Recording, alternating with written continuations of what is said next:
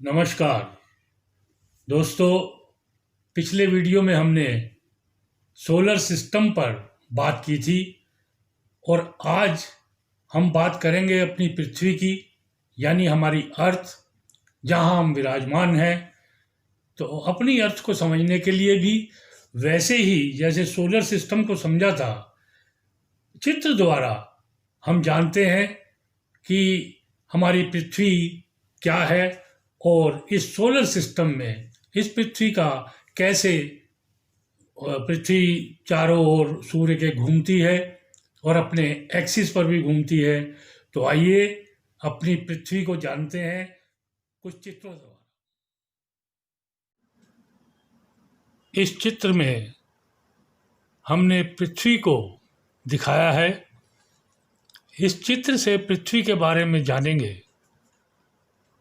अब इस चित्र में आप देख रहे हैं कि पृथ्वी जो है वो पूर्णतया गोल नहीं है, यानी कि गेंद की तरह से गोल नहीं है, ये संतरे की तरह से गोल है। इसके नॉर्थ साइड में और साउथ साइड में थोड़ा सा फ्लैटेड है और वेस्ट और ईस्ट ये जो साइड है, इस दिशा में आप देखेंगे कि इसमें सबसे अधिक व्यास है। पृथ्वी में सबसे अधिक व्यास इसी डायरेक्शन में है। अब इस पृथ्वी के बारे में हम जानते हैं कि हमारी पृथ्वी ये नॉर्थ और साउथ, ये नॉर्थ पोल और ये साउथ पोल है हमारी पृथ्वी का। यहाँ जो बीच में रेखा है जो पृथ्वी के सेंटर से नॉर्थ और साउथ को मिला रही है, this is the axis of earth. ये अर्थ का एक्सिस है और साथ में ये जो डॉटेड लाइंस आप देख रहे हैं, ये पृथ्वी का पाथ है, यानी कि ऑर्बिट, जहाँ पर वो सूर्य के चारों ओर भ्रमण करती है। और ये नॉर्थ पोल साउथ पोल पर ये जो एक्सिस बना हुआ है, इस पर भी वेस्ट से ईस्ट की ओर इस तरह से रोटेट करती है। वेस्ट से ईस्ट की ओर रोटेट करने से सूर्य देव ईस्ट में उदय होते नज़र आते हैं। पृथ्वी पर अगर हम यहाँ हैं तो पहले सूर्य यहाँ उदय होंगे, फिर यहाँ होंगे, फिर यहाँ होंगे, फिर यहाँ होंगे, क्योंकि पृथ्वी अपने एक्सिस पर वेस्ट से ईस्ट की ओर इस तरह से रोटेट करते हुए और अपने ऑर्बिट में, यानी कि अपने पाथ पे सूर्य के चारों ओर चक्कर भी लगाती है। पृथ्वी का नॉर्थ पोल ऑर्बिट के वर्टिकल से थोड़ा झुका हुआ है, यानी हमारी पृथ्वी इस तरह से ना होकर थोड़ी तिरछी है और ये एंगल 23 डिग्री 28 मिनट के करीब है। 23 डिग्री 28 मिनट ये जो पृथ्वी का एक्सिस है वो ऑर्बिट के वर्टिकल से झुकाव लिए हुए है। और ये जो नॉर्थ पोल है, इसकी डायरेक्शन ऑलवेज ध्रुव स्टार की तरफ होती है। आकाश में जब हम ध्रुव तारे को देखते हैं तो ध्रुव तारा फिक्स है। हमारी पृथ्वी के नॉर्थ पोल की ओर बिल्कुल लाइन में आपको ध्रुव तारा मिलेगा जो फिक्स है। आगे चलकर जब राशियों की बात करेंगे तो राशियां चर, मूवेबल, फिक्स और ड्यूल, यानी कि चर, स्थिर और द्वि स्वभाव क्यों होती हैं, उसमें ध्रुव के बारे में भी बात करेंगे। फिलहाल हम बात करते हैं अपनी पृथ्वी की। अब आप देखिए, ये जो ईस्ट और वेस्ट ये जो लाइन है, ये पृथ्वी का मध्य है। इसको कहते हैं भूमध्य रेखा। Equator of earth. पृथ्वी को अगर सेंटर से ऐसे काट दिया जाए तो इसकी शेप कुछ इस तरह से होगी। इस इक्वेटर से नॉर्थ की तरफ ये जो गोला बनेगा उसको बोलेंगे नॉर्दर्न स्फीयर, और इक्वेटर से यानी भूमध्य रेखा से साउथ यानी कि दक्षिण की ओर जो ये गोला बनेगा इसको कहते हैं साउदर्न स्फीयर। इस नॉर्दर्न स्फीयर और साउदर्न स्फीयर का महत्व जानना ज़रूरी है, क्योंकि आप जब भी अखबार में या किसी पंचांग में देखते हैं तो लिखा होता है सूर्य दक्षिणायन दक्षिण गोल, सूर्य उत्तरायण उत्तर गोल। अब यहाँ से समझते हैं कि उसका मतलब क्या है। जब भी कहा जाता है सूर्य दक्षिणायन दक्षिण गोल, इसका मतलब है ये हमारी मकर रेखा है और ये कर्क रेखा। सूर्य इस कर्क रेखा और मकर रेखा में ही हमें प्रतीत होते हैं मौसम के अनुसार आगे पीछे जाते हुए। अब मकर रेखा से जब सूर्य यानी साउथ साइड से उत्तर की ओर जाते हैं कर्क रेखा की ओर, तो कहा जाता है सूर्य उत्तरायण, यानी कि सूर्य का जो अयन है वो उत्तर दिशा की ओर है। लेकिन सूर्यदेव इस हेमिस्फीयर में, जिसे हम साउदर्न स्फीयर कहते हैं, जब तक इस साउदर्न स्फीयर में है तब तक बोला जाएगा सूर्य उत्तरायण सूर्य दक्षिण गोल।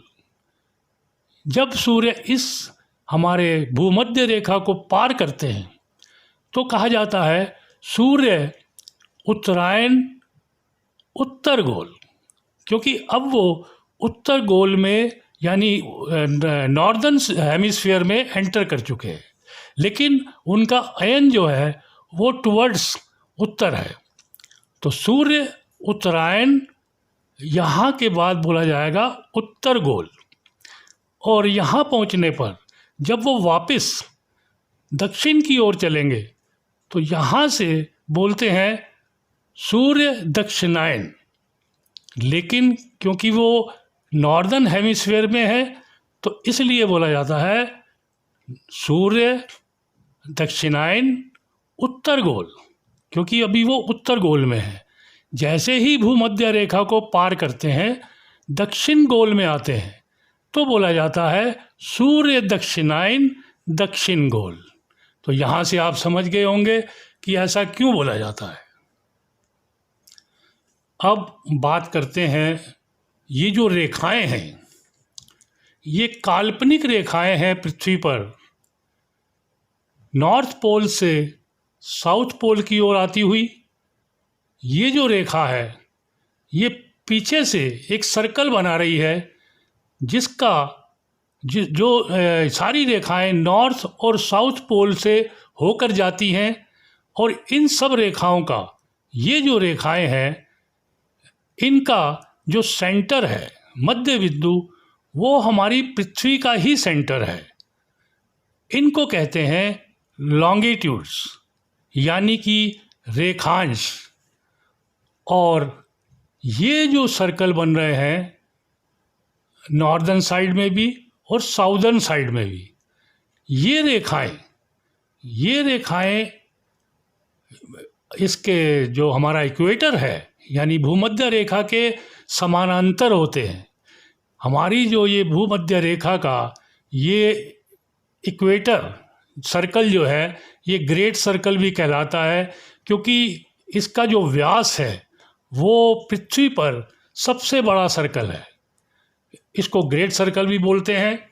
और इसी ग्रेट सर्कल से ये जो सर्कल बनते हैं टुवर्ड्स साउथ और नॉर्थ, ये सर्कल इन रेखाओं को बोला जाता है लैटिट्यूड्स, और ये पैरेलल हैं हमारे इक्वेटर के।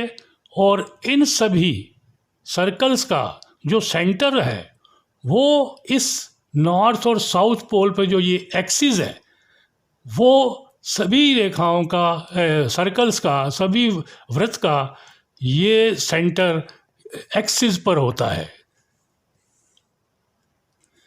इन रेखाओं को समझना बहुत आवश्यक है, क्योंकि हम जब भी कोई लोकेशन इस धरती पर देखते हैं तो इन्हीं रेखाओं से देखा जाता है।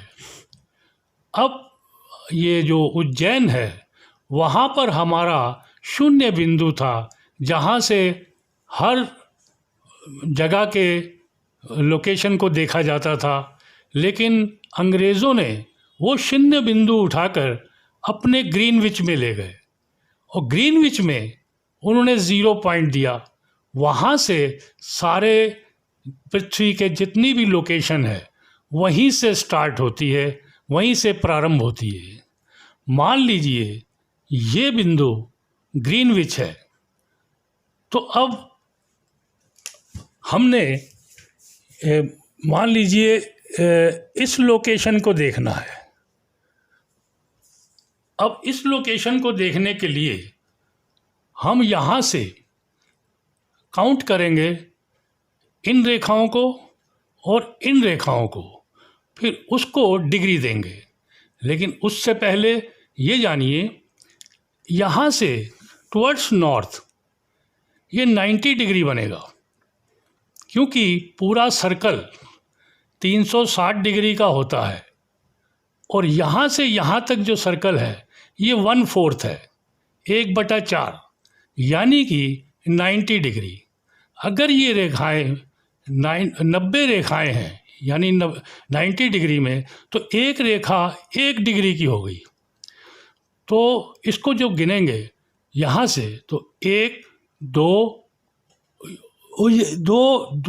दूसरी मतलब रेखा पर आ रहा है तो 2 डिग्री, इसको लिखेंगे 2 डिग्री नॉर्थ n।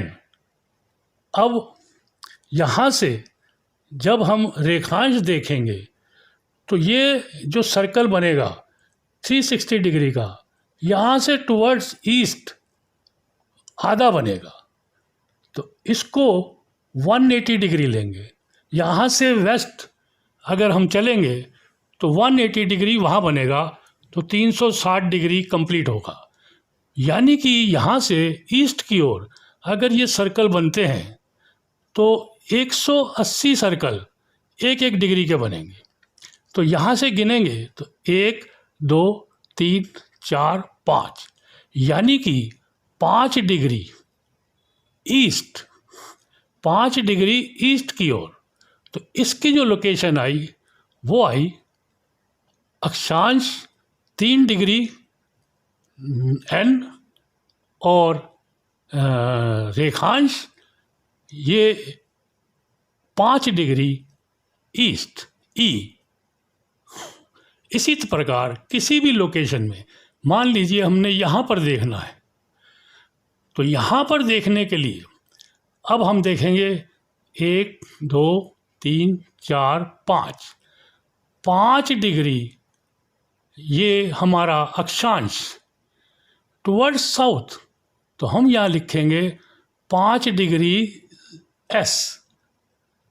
और रेखांश देखेंगे तो यहाँ से 1, 2, 3, 4, 5, 6, यानी कि 6 डिग्री वेस्ट, 6 डिग्री w। क्यों? क्योंकि ये वेस्ट की तरफ 6 डिग्री रेखांश है और साउथ की तरफ 3, 4, 5 डिग्री ये हमारा अक्षांश। यहाँ से हमें हर पृथ्वी की हर लोकेशन का पता लग जाता है। इसी प्रकार हम धरती पर किसी भी लोकेशन का पता लगा सकते हैं इन रेखाओं से। तो हमने जाना कि हमारी पृथ्वी की लोकेशन किस तरह से हम लेते हैं, और इसी प्रकार आगे चलकर यही लॉन्गिट्यूड्स और लैटिट्यूड्स को हम स्पेस में बढ़ाकर पूरा ब्रह्मांड का नक्शा बनाएंगे, यानी कि सेलेशियल स्फीयर, उसमें हर ग्रह का पोजीशन आपको के साथ डिस्कस करेंगे, उसी की चर्चा होगी।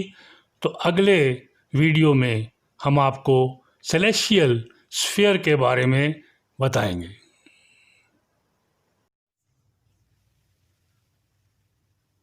दोस्तों, आपने अपनी पृथ्वी के बारे में चित्रों द्वारा ये जो चर्चा हुई इसको देखा, और हम अपने अगले वीडियो में इसी लॉन्गिट्यूड्स पृथ्वी के और एक्सिस को और लैटिट्यूड को वाइड करके अनंत में, इन्फिनिटी में, और अपने सेलेशियल स्फीयर पे जाएंगे कि हमारे ब्रह्मांड में हम अपनी पृथ्वी को सेंटर में रख के और फिर सब प्लैनेट्स का मूवमेंट देखेंगे। तो अगले वीडियो तक जय श्री राम।